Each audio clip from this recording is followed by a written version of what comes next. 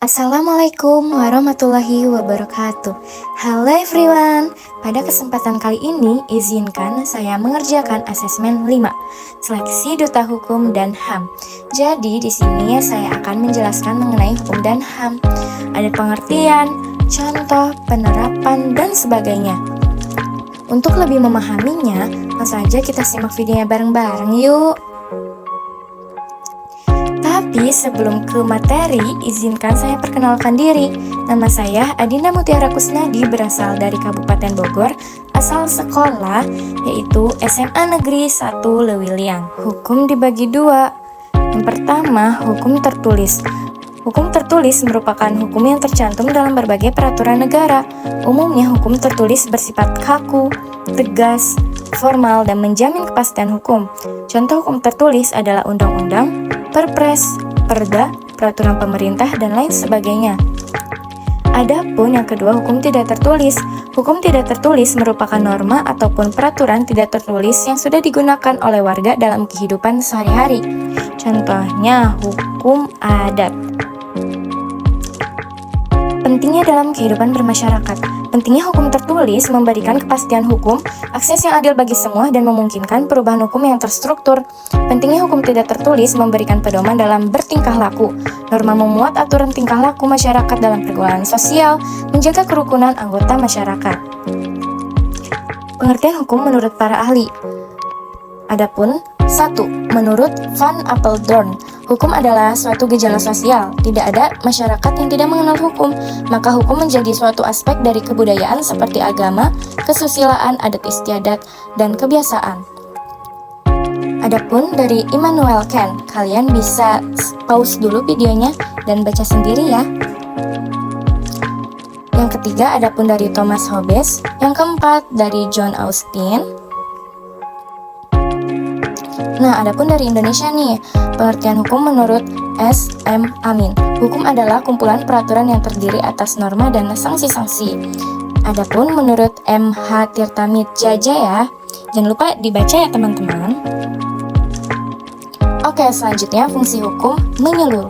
Hukum lebih berfungsi untuk menjamin keamanan dalam masyarakat dan jaminan pencapaian struktur sosial yang diharapkan oleh masyarakat, memberikan jaminan kepada kehidupan masyarakat agar tercipta suatu keadilan, keamanan, dan ketertiban, serta mengatur tingkah laku manusia, menentukan mana yang dapat dilakukan dan mana yang dilarang.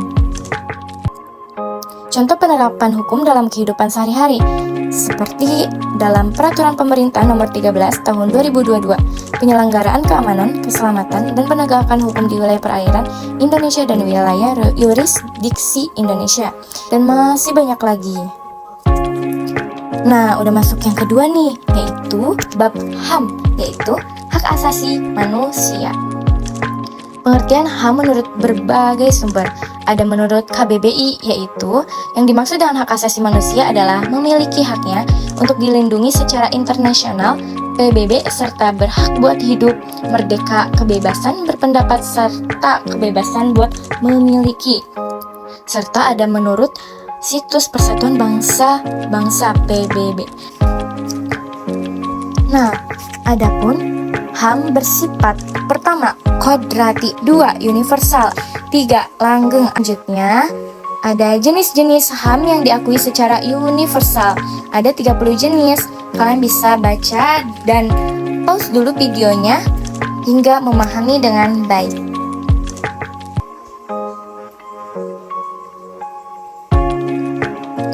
Oke, berikutnya yaitu pelanggaran HAM yang terjadi di Indonesia. Yang pertama yaitu kasus salah tangkap. 2, kemiskinan yang masih cukup tinggi. 3, tindakan kriminal. Wah, ini marak banget ya di sosial media atau di kehidupan nyata. Ih, serem banget ya guys. Nah, udah masuk bab terakhir nih, penerapan hukum dan HAM. Prinsip-prinsip penegakan hukum yang adil dan transparan itu seperti apa sih? Nah, prinsip-prinsip yang adil dan transparan adalah prinsip yang harus diterapkan dalam menegakkan hukum. Adil yang berarti prinsip ini tidak memihak hanya pada satu pihak, melainkan terbuka kepada seluruh pihak tanpa memandang perbedaan identitas sosial. Sedangkan transparan berarti semua pihak wajib mengetahui kenapa, mengapa, dan bagaimana keputusan bisa ditetapkan. Peran dan tanggung jawab individu dalam menegakkan HAM. Pertama, memastikan bahwa pemerintah atau pihak berkuasa tidak dapat semena-mena atau sewenang-wenang dalam menggunakan kekuasaan mereka. Yang kedua, peduli terhadap lingkungan dan tindakan orang lain dan akan menasehati bahkan melaporkannya jika melakukan pelanggaran HAM kepada pihak maupun lembaga yang tepat. Yang ketiga, jangan lupa nih melakukan kegiatan promosi atau edukasi untuk memberikan penjelasan dan perlindungan maupun pengembangan tentang apa sih HAM itu. Upaya-upaya untuk mencegah pelanggaran HAM. 1. Pendidikan karakter dengan cara menyebarluaskan informasi secara mendidik terkait HAM. Yang kedua, mendekatkan hukum. Jika terjadi pelanggaran, harus adanya sanksi yang diberikan agar pelaku jerak dan tidak mengulanginya. Ketiga, adanya pengawasan dalam masyarakat agar jika terjadi pelanggaran akan segera mengetahuinya dan tidak sampai terikuti dan tersebar luas. 4. Kerjasama antar kelompok.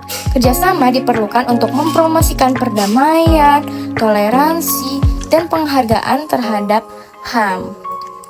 Nah, ternyata sudah selesai pemaparan materinya. Pesan aku, jangan lupa untuk diterapkan yang baiknya dan dijauhi yang pelanggarannya. Dan pahami dengan baik apa itu hukum dan hak asasi manusia, karena itu penting banget. Baiklah, kurang lebihnya mohon maaf. Wassalamualaikum warahmatullahi wabarakatuh. See you.